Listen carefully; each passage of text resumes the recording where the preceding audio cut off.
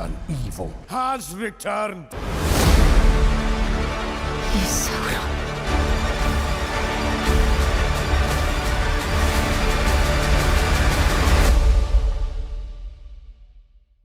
Welcome to Explained.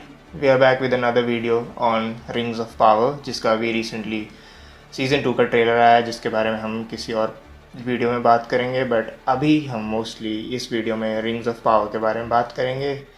जैसे कि इसका पहले भी सीज़न आ चुका है रिंग्स ऑफ पावर का, लॉर्ड ऑफ द रिंग्स आ चुकी है, बुक्स हैं, सो मोस्टली लोगों को उसके बारे में पता ही होगा रिंग्स ऑफ पावर के बारे में। बट जिनको नहीं पता है उनके लिए एक स्मॉल क्रक्स में हम समझाने की कोशिश करेंगे कि वो 20 रिंग्स ऑफ पावर कौन सी थी, किसके पास थी, कैसे बनी and all. Like simple 200 views ही आएंगे इस पर भी, सो कोई नहीं, इसलिए ज़्यादा मेहनत नहीं की है।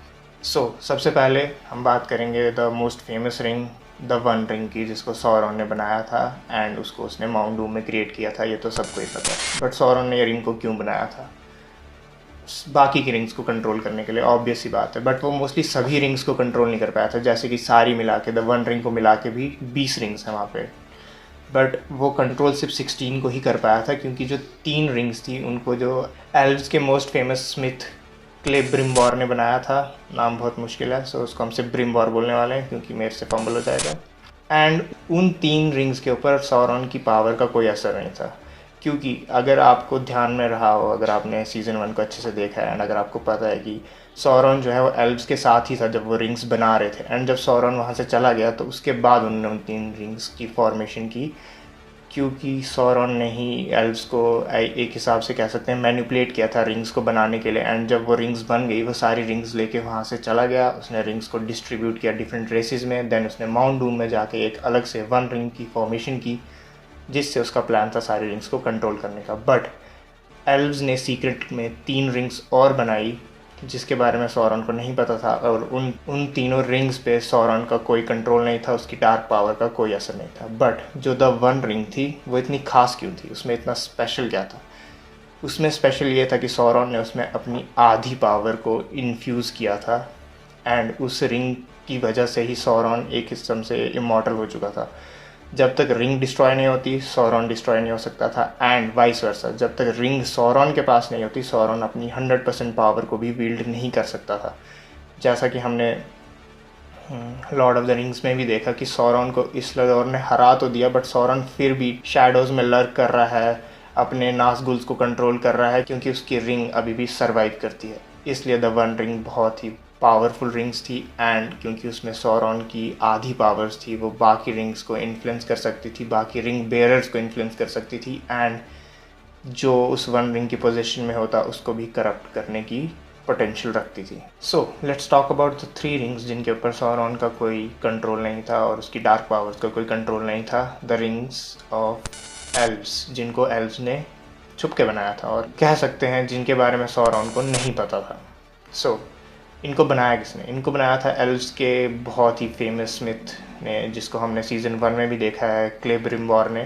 एंड इन 3 रिंग्स का नाम था नारिया, नेनिया एंड विलिया। इन 3 रिंग्स की जो है वो पावर्स ऐसे लाइक कोई प्रॉपरली एक्सप्लेन नहीं की गई है, बट जितना बताया गया हम आपको उनके बारे में उतना एक्सप्लेन करेंगे। द फर्स्ट रिंग इज़ नारिया, जो कि स्पेशलाइज करती है फ्लेम मैजिक में, एंड इसमें एबिलिटी है जो भी इसको वेयर करेगा वो दूसरों को इंस्पायर कर सकता है, एंड वो इसके यूज़र को थोड़ा सा आई गेस वेरीनेस, मतलब वो थकता भी नहीं है, मतलब थकता नहीं है, और क्या, समझ जाओ यार, नहीं थकता है।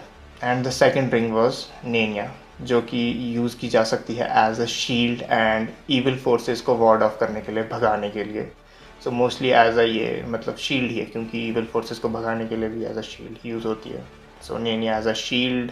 And the third ring is Vilya, जो कि ऐसा माना जाता है कि वो पहले की 2 रिंग्स की एबिलिटीज़ को भी पोजेस करती है, एंड एक एक्स्ट्रा एबिलिटी ये है कि वो वाटर को कंट्रोल कर सकती है।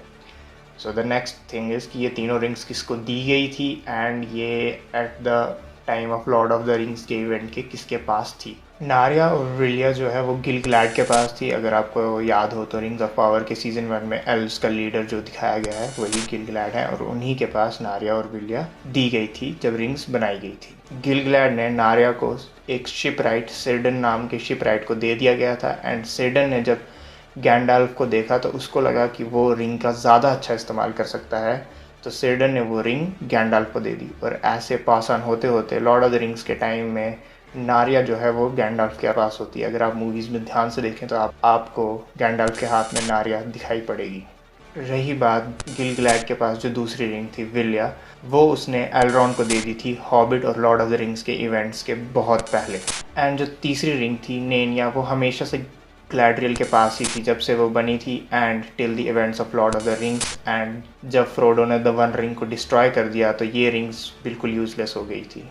नेक्स्ट हम मूव करते हैं द 9 रिंग्स पे, जिनको बनाया एल्व्स ने था। सौरॉन ने उनको मैनिपुलेट किया था एंड ऑल दैट, वो तो हमने पहले बात कर ली। सौरॉन ने 9 रिंग्स ली और उसने उनको ह्यूमंस में बांट दिया, but not like all similar humans नहीं थे, जिनमें से 3 न्यूमिनोरियंस लॉर्ड थे एंड बाकी के 6 नॉर्मल ह्यूमन लॉर्ड्स थे, जिनकी बताइए आपको उनमें डिफरेंस क्या है। अगर नहीं पता है तो आप कमेंट्स में बता सकते हैं, हम एक और वीडियो लेके आ जाएंगे 200 व्यूज़ के लिए।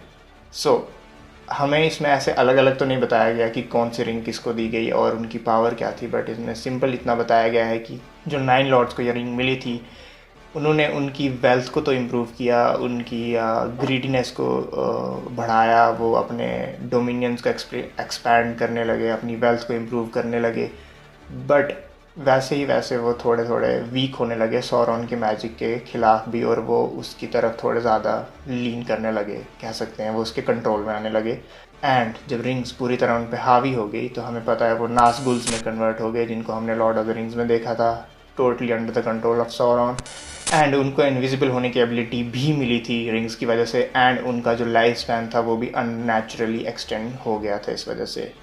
बट एट द एंड वो नाज़गुल में कन्वर्ट हो गए, जो कि सौरॉन के बहुत मोस्ट लॉयल सर्वेंट्स थे। Now let's move to the 7 dwarfs rings, जिनमें से सबसे फेमस थी द रिंग ऑफ थॉर, जिसके बारे में डॉर्विन ट्रेडिशन में ऐसा लिखा गया है कि क्लेब्रिम्बोर ने ये रिंग जो है ड्यूरिंग द थर्ड को दी थी। बट ऐसा होना थोड़ा सा मुश्किल है, क्योंकि क्लेब्रिम्बोर ने ये सारी रिंग्स सौरॉन को देती थी जब सौरॉन ने उसको टॉर्चर किया था। बट इन रिंग्स का क्या सेम असर था जैसा ह्यूमंस पे था? नहीं, मोस्टली तो नहीं, क्योंकि जो है डॉर्व्स जो हैं वो बहुत ही डिफरेंट क्रिएचर्स हैं देन ह्यूमंस। वो काफ़ी स्टबन होते हैं और उनको टेम करना बहुत ही मुश्किल है। सो ये रिंग्स का उन पे मोस्टली कोई भी इफेक्ट नहीं था, एज लाइक उनकी पर्सनालिटी पे कोई इफेक्ट नहीं था, ऐसा हम कह सकते हैं। बट इन रिंग्स ने भी उनकी ग्रीड को थोड़ा बढ़ा दिया था। इन रिंग्स का एक बेनिफिट ये था कि वो जो भी चीज़ माइन करते थे, जैसे उन्होंने कोई डायमंड्स गोल्ड को माइन किया, जितना इन्होंने माइन किया होता था ये रिंग्स की पावर की वजह से वो डबल हो जाता था।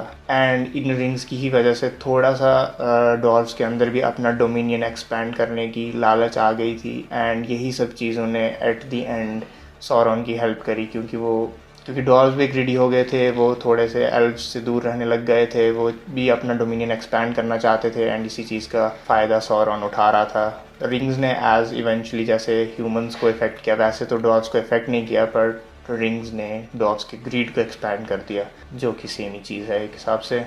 सो डॉर्व्स की जो 7 रिंग्स थी वो कहाँ है? सो डॉर्व्स की जो 4 रिंग्स थी उनको ड्रैगन्स खा गए थे जब ड्रैगन्स ने उनके माउंटेन्स पे अटैक किया, एंड ड्रैगन्स ने उन रिंग्स को सॉलो कर लिया था। एंड जो 2 रिंग्स थी उनको सौरॉन ने ढूंढ लिया था। बची हुई एक रिंग थ्रेन द सेकंड के पास थी, बट उसको भी सौरॉन ने कैप्चर कर लिया था, एंड उसको टॉर्चर करने के बाद वो रिंग भी सौरॉन के पास आ गई थी। So this was all about all the 20 rings. I hope आपको ये वीडियो अच्छी लगी। हमने इसको बहुत ही सिंपल रखा है, ज़्यादा डिटेल्स इंट्रोड्यूस नहीं किया है, एंड हमें 200 से ज़्यादा व्यूज़ चाहिए।